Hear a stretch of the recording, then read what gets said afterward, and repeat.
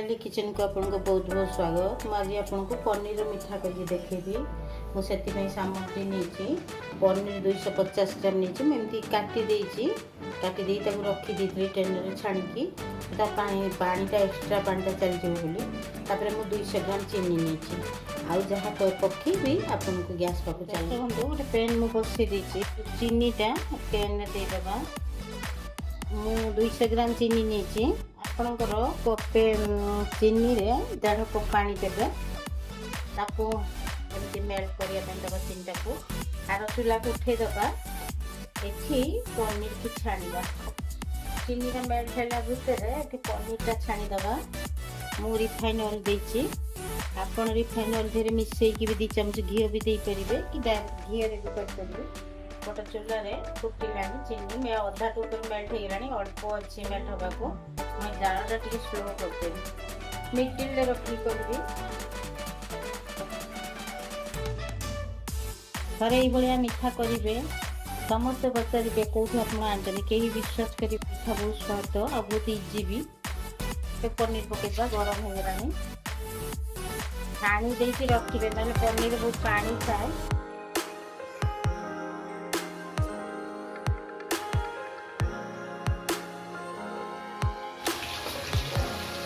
उल्टेगा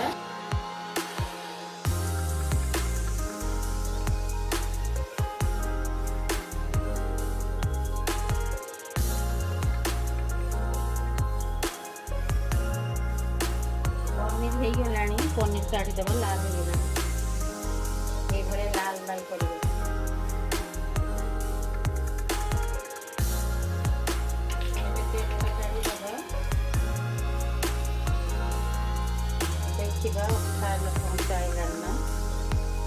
आसला अठा अंश ये स्टेज टी गुजराती पकईदेवा कुटिकी मुझे 2टा गुजराती कुटिकी देती ये जो पनीर छाणिकी रखी से पनीर की ऐड करदेवा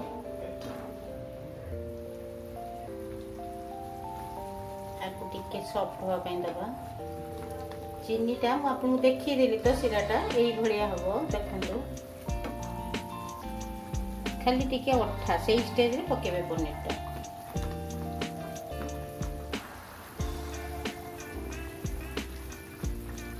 पनीरटा पकई सारिके आप स्लो जाल करेंगे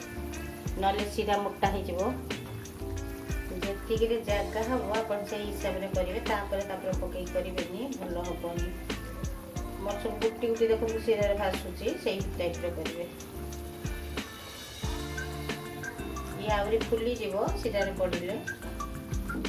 फुटिया दबा आपन पाखे यदि केसर थी भी केसर पकई पारि देखो केते सॉफ्ट भी हो गलानी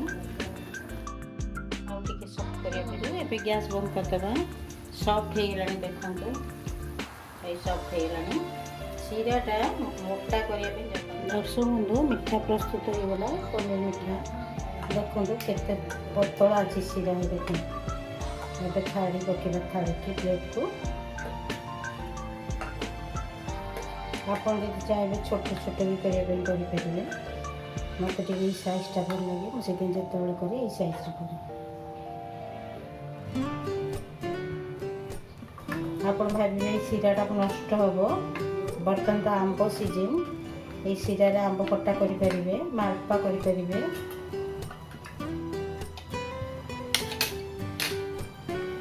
जुसी लगी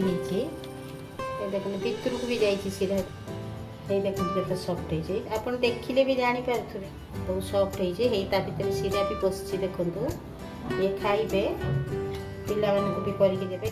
खासकर गेस्ट मान करेंगे केमती लगिला मत कमेंट माध्यम जानवे शेयर करदेवाई भूलिए ना सब्सक्राइब करदे